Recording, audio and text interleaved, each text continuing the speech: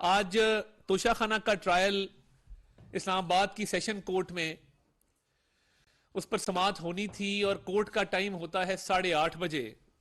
1:38 हो चुके हैं, अभी तक मुल्जिम इमरान अहमद न्याजी साहब कोर्ट में तशरीफ नहीं लाए। ये एक मामूल बन चुका है कि जब भी कोर्टों के सामने कोई तारीख हो, जब भी कोर्टें आपको बुलाएं, आप पे ये लाजिम है कि आप वहां पे अपना दफा भी पेश करें, अपनी हाजिरी भी इंश्योर करें और जो कोर्ट की कार्रवाई है उसमें भरपूर अपना किरदार भी अदा करें और हिस्सा भी लें। अब आज से 2 रोज कबल इसी वारंट गिरफ्तारी की तामील करवाने इस्लामाबाद पुलिस गई थी। इस्लामाबाद पुलिस का यह मुकदमा नहीं है। जो इस्लामाबाद पुलिस को कहा गया वो कोर्ट का ऑर्डर था जिसकी तामील करवाने इस्लामाबाद पुलिस गई थी कि ये आपके वारंट हैं कि आपने 7 मार्च को इस्लामाबाद की सेशन कोर्ट में पेश होना है। अब सुबह से लेकर अब तक 2 बार उनके वकील साहब आए हैं और उन वकील साहब के पास वकालतनामा भी नहीं था। और जब उनसे पूछा गया कि आप किसके बिहाफ में, उन्होंने कहा जी मैं इमरान खान साहब का वकील हूं। हर पेशी पे एक तो वकील तब्दील हो जाता है। और 2 दफा उनसे पूछा गया तो उनके पास वकालतनामा नहीं था। किसी भी मुकदमे में जब फर्द जुर्म आयद होनी हो तो वकील ना सिर्फ अपना वकालतनामा जमा कराता है बल्कि मुल्जिम को अदालत के रूबरू पेश भी करवाता है। तो अभी तक इमरान न्याजी साहब पेश नहीं हुए। वो एक शदीद डर और खौफ में मुब्तला हैं इन केसेस को लेकर।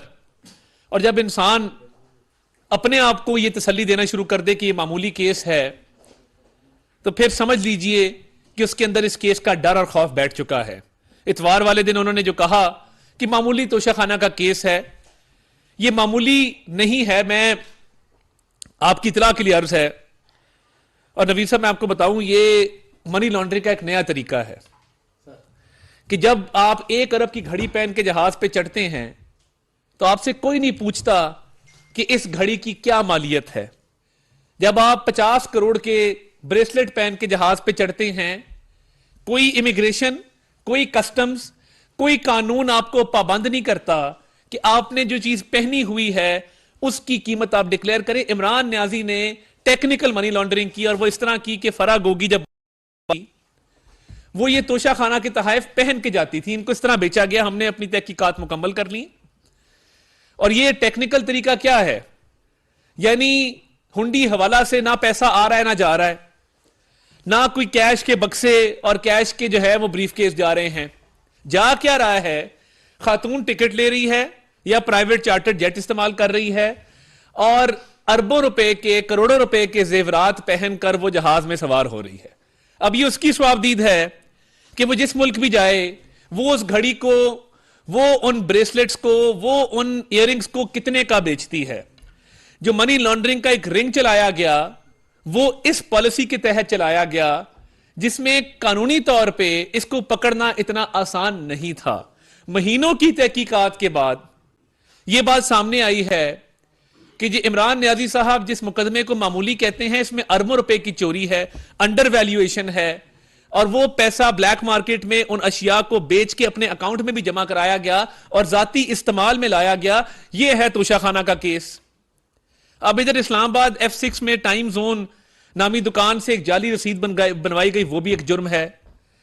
यानी जो खाना काबा के डायल वाली घड़ी है जो सऊदी वली अहद की तरफ से मिली, बंदा तबरकन रख लेता है अपने पास कि इस पे खाना काबा बना है। एक दोस्त मुल्क के सरबराह और एक ऐसे मुल्क के सरबराह जो खादिमैन हरमैन शरीफैन भी हैं, उनकी तरफ से एक तोहफा आया है, मैं इसको ना बेचूं। और वो दुनिया में एक चीज था, उसकी भी कदर नहीं की गई, उसको भी ब्लैक मार्केट में फरोख्त किया गया। ग्राफ का एक सेट है, उसके साथ भी यही सलूक हुआ। अब ग्राफ की वेबसाइट पे जिस येलो डायमंड की अंगूठी की कीमत $9,85,000 है, वो पूरा डायमंड स्टडेड सेट कितने का होगा? वो 3 लगभग उसकी कीमत है। और ये वो हैं चीजें जो अंडर वैल्यू, जो इमरान खान साहब और बुशरा साहिबा वजीर आजम हाउस से बाहर नहीं ले जाने देते थे। वहीं पे एजिलेंट एक कंपनी है, उसका वैल्यूएटर आता था, वहीं पे कस्टम वाले आते थे और वो जो आपने ऑडियो सुनी कि मुलाजमों को झाड़ा जा रहा है कि तुमने इसकी तस्वीरें क्यों खींची, यानी उन तहाइफ से और दौलत से इतना लगाव और इतनी उनसियत है कि उसको अपनी नजरों से भी दूर करना इनको गवारा नहीं है। बाकी पोस्टिंग, ट्रांसफर के कमीशन, ठेकों के कमीशन, करप्शन का पैसा जो फराह गोगी ने इनको कमा के दिया वो अपनी जगह पे, क्योंकि फराह गोगी को एमनेस्टी किसने दी थी 2019 में? पता था मेरे निकाह की भी गवाह है, मेरे घर में इसका आना जाना है, मेरी करीबी है। 2019 में एमनेस्टी दी, 32 करोड़ रुपया माफ करवा दिया।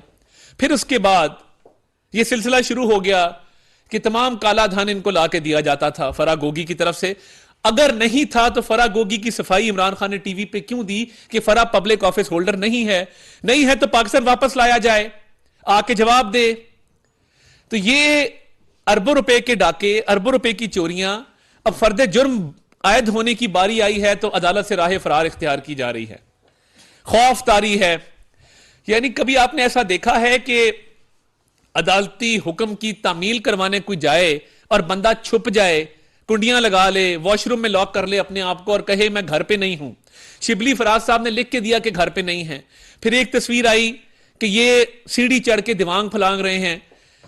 भाई अदालत का सामना करें। आपके सियासी मुखालफीन ने अपनी बेटियों का हाथ पकड़ के अदालतों के कटहरों में कई घंटे खड़े होकर जवाब दिए हैं। आपके सियासी मुखालफीन ने अपनी बहनों के साथ अदालतों में पेश होकर कई घंटों जवाब दिए हैं।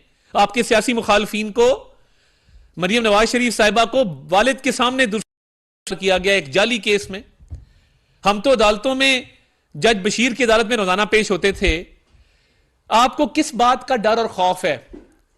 आपको यह डर और खौफ है? मैं आपको चैलेंज करता हूं, तोशा खाना की तमाम प्रोसीडिंग लाइव दिखाई जाए।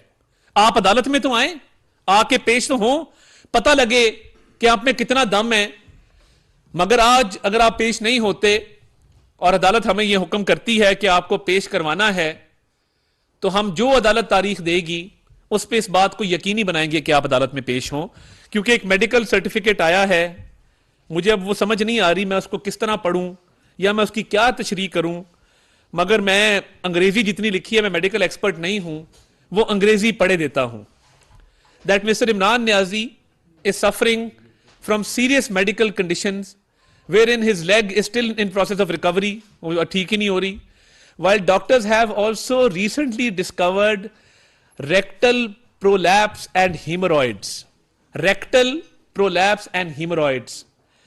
अब मैं क्या कहूं, वो पाइल्स की उनको शिकायत है और डॉक्टर्स ने कहा है कि लॉन्ग डिस्टेंस ट्रैवल ना करें। जब लॉन में खड़े होकर आप तकरीर फरमाते हैं, जब लॉन्ग डिस्टेंस, अब गिरफ्तारी का खौफ और डर इतना ज्यादा बैठ गया है और अदालत में फर्द जुर्म आयद होने का डर और खौफ इतना बैठ गया है कि अपने आप को लॉक कर लेना, दीवार फलांग के भाग जाना, अपने रुफका को कहना कह दो मैं घर पे नहीं हूं। वो नोटिस से, एक कागज के टुकड़े से इतना ये शख्स डरता है। पूरी कौम के बच्चों को आगे किया हुआ है, अपने आगे ढाल बनाता है, धरने जलसे जुलूस होते हैं उनको आगे खड़ा करता है।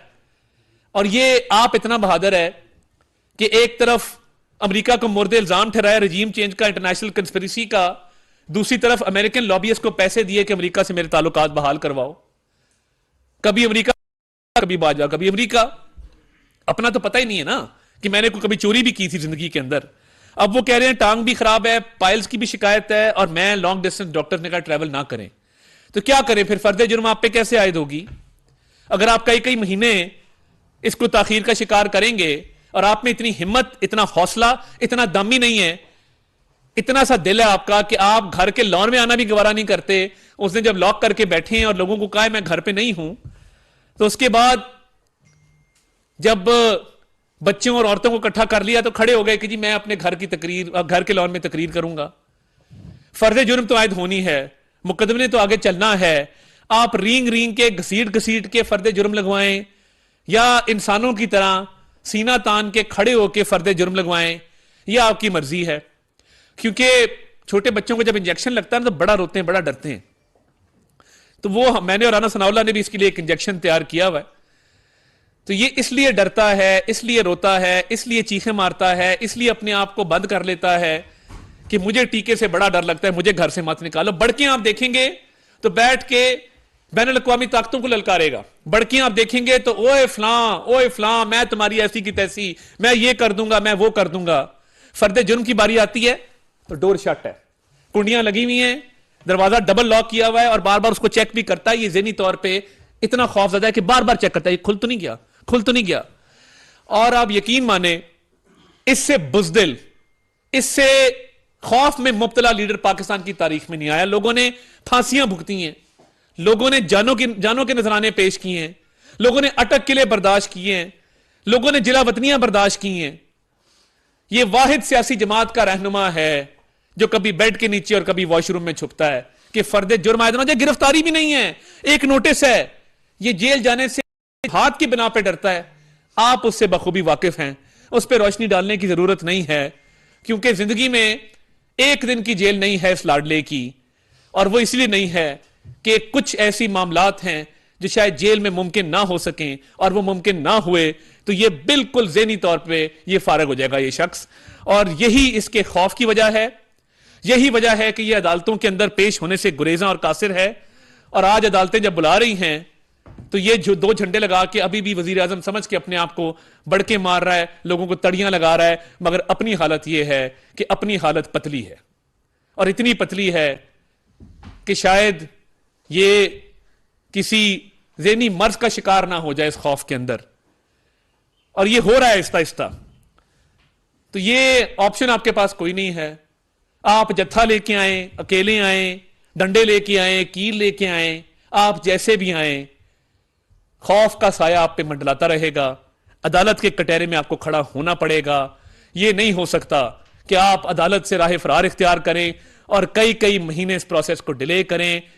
यह लाजिम है कि फर्द जुर्म आयद होगी, अरबों की चोरी का जवाब देना होगा। कोई टांग या कोई पायल्स की बीमारी आपको इस काम से नहीं बचा सकेगी। आप अपने आप को लॉक करें, बेड के नीचे घुसें, दीवार फलांगें या वॉशरूम में लॉक कर लें। आपका एहतसाब होके रहेगा। आप जो मर्जी कर लें, इदारों को गालियां दें, अफसरान के नाम लें, आपने जो करना है आप कर लें। फराह गोगी और कप्तान लूट के खा गए पाकिस्तान का हिसाब हम लेकर रहेंगे।